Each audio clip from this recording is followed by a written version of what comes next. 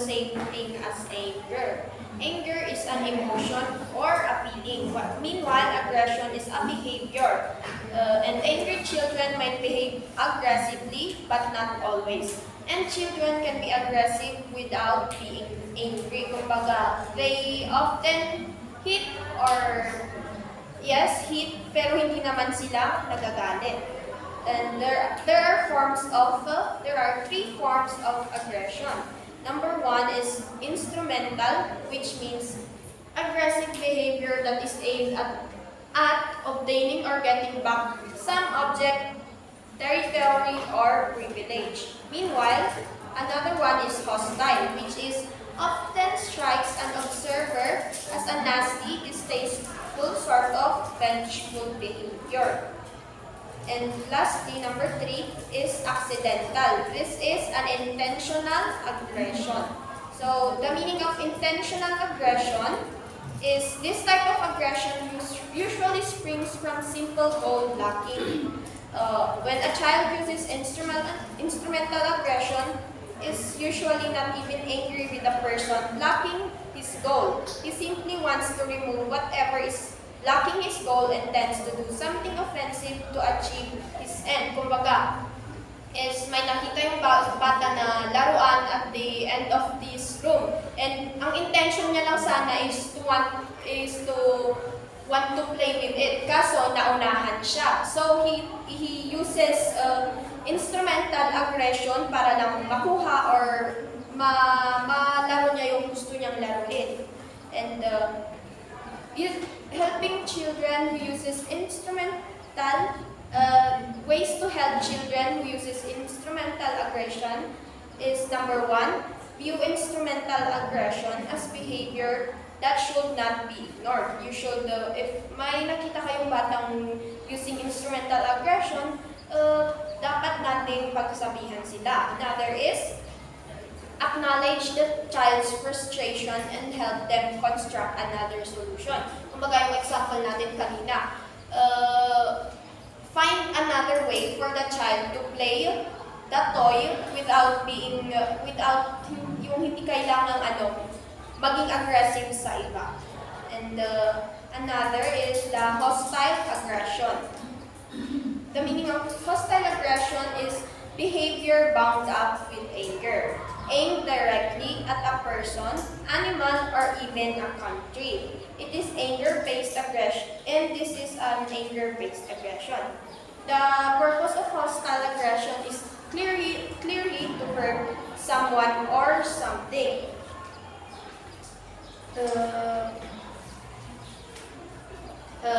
Hostile aggression is rooted in the emotion of anger. So, hostile aggression is behavior bound up with anger aimed with directly at a person.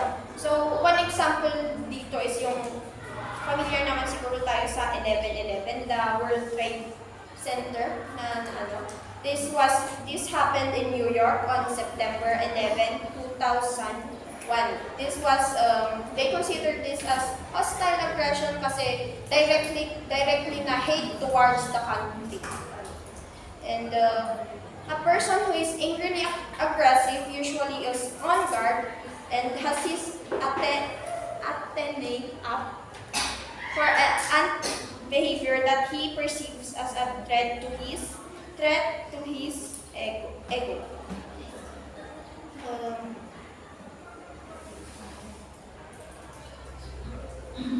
Another one naman po is accidental aggression.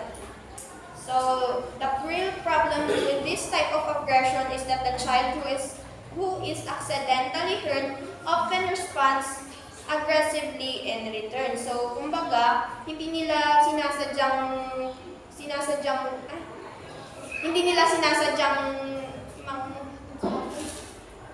to hit someone, rather parang it is a reflex na parang sa kanila or it is a defense mechanism pag nasasaktan sila. So, example nito is it was crowded in a courtroom or on Mr. Nelly's classroom. Mr. Nelly Nelly's had stored curriculum materials and had placed a small table there. When Michelle stowed his backpack and turned to leave the room, he crashed into Louis accidentally. So Louis reacted by yelling at Michelle. So hostile aggression tends to show up most often in older children, adolescents, and adults. So ang gagawin dito,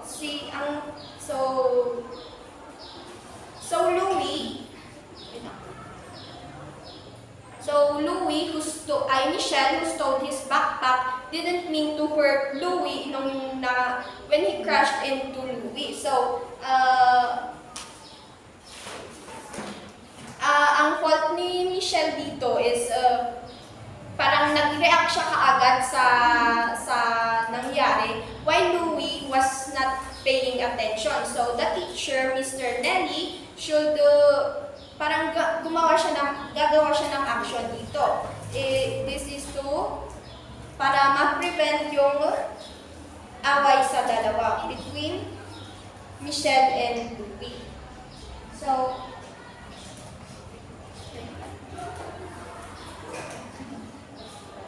So the teacher also observes himself in the classroom. He realized that the physical setup of a space affects children's behavior. So on inspection, he realized that the classroom was cramped. So consequently, he decided to remove the table and the boxes. And Mr. Nelly noticed an immediate change in the children's behavior in this still small but less crowded space. So he made one other change. This one is how he set limits, and the teacher limited the number of children who went to the code room at any time, a chance which also supports the children's efforts. So additionally, there are deadly school violences. Ano ba tong deadly violences? It is a complex issue, grows in part of a progression of traumatizing events such as bullying, constant teasing, isolation, and rejection. Deadly school violence does have warning signs. So, ano ba yung warning signs for violent behaviors in children and adolescents? Factors increasing the risks of violent behaviors are past violent behavior, access to guns and other weapons, bringing weapons to school, recent experience with and a history of shame or humiliations, and patterns of threats. So their specific behaviors of violent children or violence is frequent intense anger, frequent loss of temper or frequent blow-ups, extreme irritability, and extreme impulsiveness. These are behaviors of violence. There are also different forms of violence. These are explosive temper tantrums, physical aggression, cruelty towards animals, threats or attempts to hurt others, and carry out threats to others, use of weapons, and fire setting. So, ba't nga ba natin pinag-uusapan ang deadly school violence dito sa guidance and counseling? And the Surgeon General's report on youth violence views violence from developmental perspective. This perspective has pointed out two pathways of violence, one emerging from puberty and one emerging after puberty. That is why pinag-uusapan natin ang violence dito sa early childhood kasi this can be rooted from their childhood or sa mga environment nila habang bata pa sila. And gender differences in aggression. This is hindi to ulit pa sa boys, pero boys display more aggression than girls and both physically and verbally. And also, Boys display more aggression after watching media violence. Boys' aggression stays stable during the early childhood years. And older boys are more likely than older girls to counterattack when physically attacked. So there are children gather scripts for aggressive behavior in families from peers and from media violence. One isa dito is the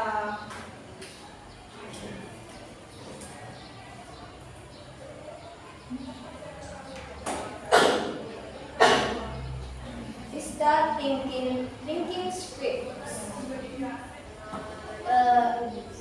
The most complex explanation of how children become aggressive is a system or ecological approach. A child quite frequently first learn about aggression in his family system. So, like I said, nasa environment niya ito. And almost equal in importance to a family's own influence is the media system. Napansin naman siguro natin na yung children nowadays are more aggressive and can hit and will hit pag talagang babother or angry sila. That is why media system has a huge impact sa mga behaviors ng mga bata ngayon. And lastly, the child's peer group is a system which can teach and then reinforce aggression.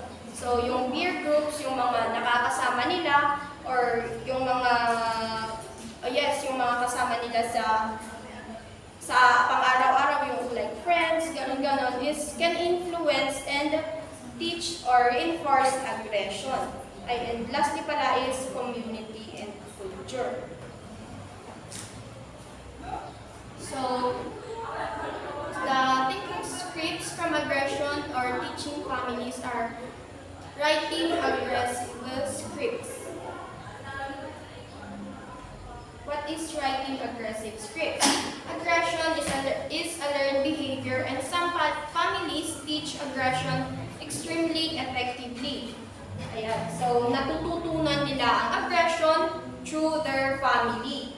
Kung ano man ang nakikita nila sa mga families nila, kung yung family nila laging nag-aaway, and they're always throwing slurs with each other, parang children will tend to write these aggressive scripts. Parang kung ano yung mga sinasabi ng parents niya na mga aggressive, parang sa mga bata, they will write this in their minds, ganon.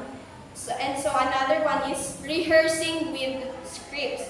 In aggression teaching families, children use newly acquired scripts to rehearse aggressive behavior. Kumbaga sa isang family setup, and yung magkapatid, parang ina-act out nila or bini-voice out nila yung mga naririnig nila sa parents nila, pero walang guidance yung parents, kaya freely sila na sinasabi yung mga slurs or any violent behaviors with each other. And they tend to enjoy yung mga gantong bagay.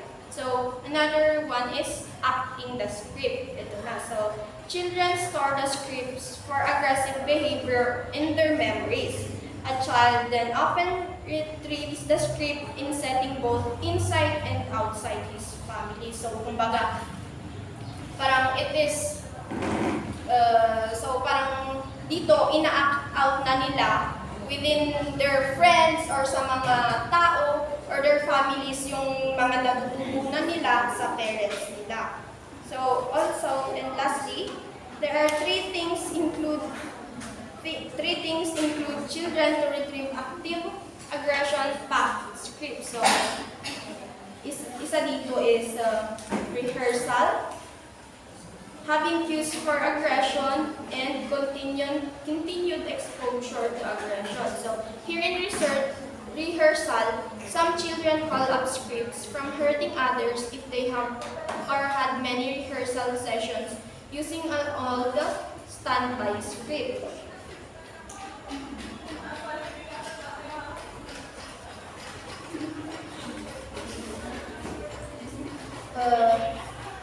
And another one is having cues for aggression. Cues for aggression including interactive videos. Some children retrieve scripts for aggression when they see what war toys or aggressive videos. And lastly, continued exposure to aggression. Children who already have a large collection of aggressive scripts very likely will continue to observe aggression. That is it. Okay, so the continuation of our report is the aggression teaching family system use coercive process to write aggressive scripts.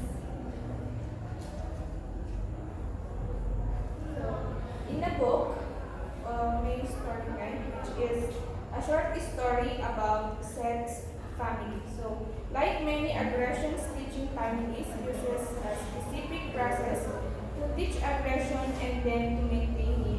His family has also used the same process to increase aggression. So observe patterns of family interaction, which he called a coercive process, meaning knowing that some of your students came from families using such a process for teaching aggression should help you explain in a logical or physical forces.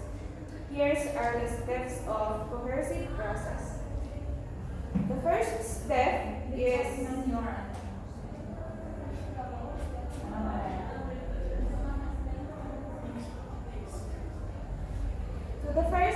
the system of members does something aggressive. For example, the story of Seth family. Example is Seth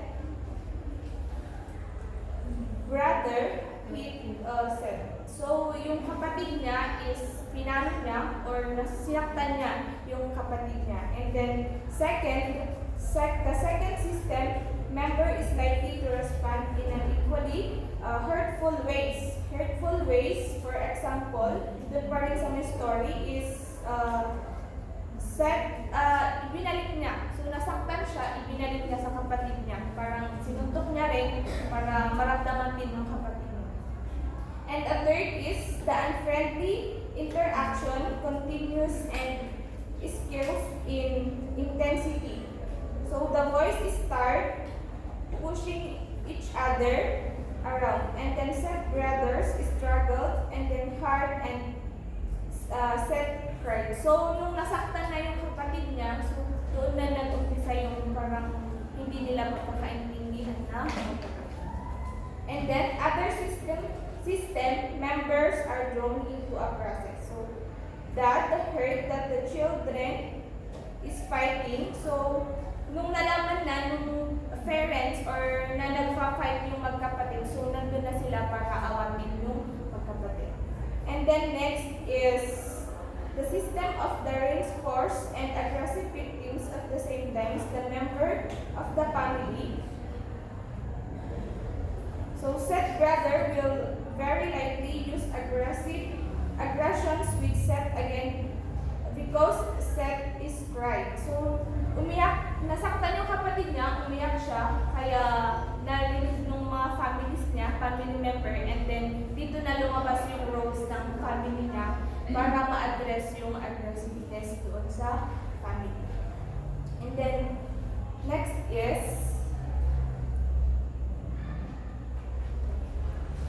children gathered many aggressive scripts from authoritarian caregivers.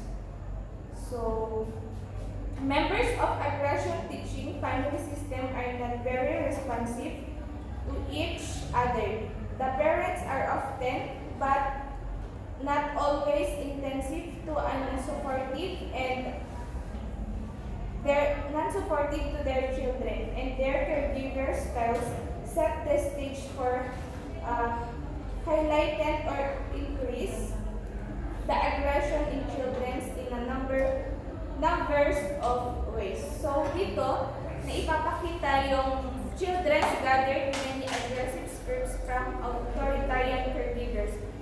This is for example, yung families na laging wala sa bahay. So, meron silang mga katulong, caregivers, tawag, or sa atin is katulong, which is sila yung nagbabantay sa mga anak nila. So, meron ang mga untended needs, yung mga bata na kailangan nila sa parents nila, pero sa mga katulong o sa mga yaya, sa mga caregivers nila natututunan. So, ang mga untended needs is the first one, failure to teach social skills.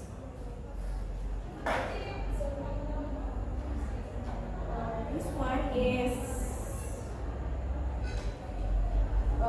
dahil nga wala yung parents nila, so wala silang socialize. Hindi sila nakikipag-socialize sa ibang tao dahil nakakulong lang sila sa bahay, which is binabantayan lang sila ng mga katulong or caregivers nila. Next is number 2, use of negative or unhelpful discipline. So, iba pa rin kasi ang discipline ng parents sa discipline ng ibang tao or sa mga hindi nila kakilala, diba? Yes. Yes. So, di ba naranasan natin yun? Pagka yung parents ang nag-discipline sa may anak nila agad na nakikinig, pero pagka ibang tao, hindi, wala silang pakialam. So, this is the second untended needs, and number 3 is the fear model aggression. So, kawalan ng supervisions of parents will lead to a fear model aggression, and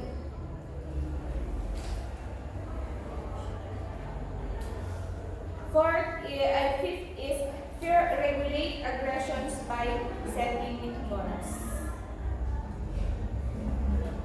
Next, media violence. So, most researchers define media violence as a visual portrayals of acts or physical aggressions by one human or human-like character against another. So, meron tayong different types of media violence, which is meron sa Facebook, naman tayo may Facebook, sa TikTok, basta online platforms, and then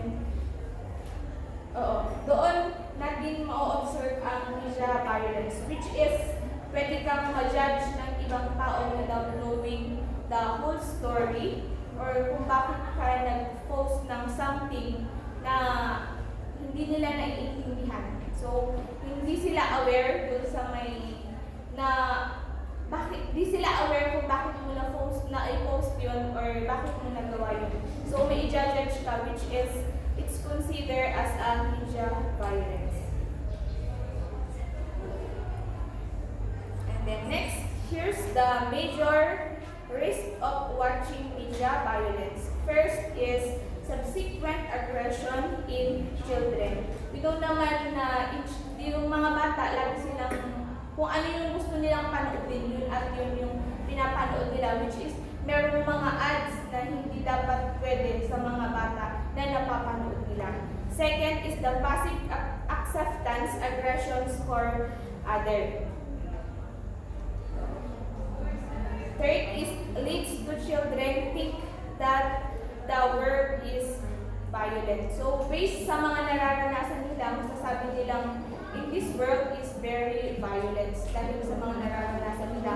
Pero ang totoo, hindi naman lahat or hindi naman always na ganun yung nangyayari. Next is the strategies for guiding aggressive children and for preventing violence. So first is work with individual children. In a family, it is important to have bonding time children with parents, brothers, and sisters. For grandmothers, so lahat as a family. So it's important na merong interactions, may sharings, at yun ay yung nakakatulong sa mga bata. Next is help children take charge of what they watch in media. So for the parents, it's their responsibilities to watch their children kung ano yung mga pinapanood nila sa media or sa cellphone nila. So for example, may cellphone ako. For example, meron akong cellphone and then dahil nga bata, so scroll lang ng scroll hanggang sa meron na palang hindi karapat-dapat na pwedeng panoodin. So, the parents, ang responsibility naman ng parents is tignan niya yung anak niya or bantayan niya. Next is watch television with children and comment on aggression program content. So, for example, as a family, nanonood kayo and then merong na i-flash or panood sa TV na hindi dapat mapanood ng bata. So, ang part ni parents is explain sa bata kung bakit ganun yung palabas or kung bakit ganun yung commercial or yung scenario ng TV. Next is encourage children to be empathic, and then encourage consequential thinking, teach more positive behavior. And this one also for the families. We talk about families.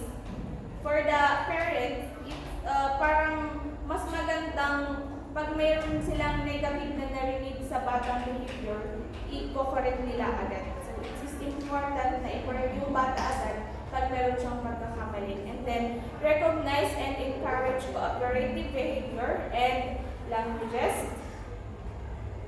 And then, encourage a responsible anger management. The same lang din na parents' roles is to discipline, encourage, and to teach the children to manage their anger, their behavior. The negative one turns to positive by the presence or by the guidance of family.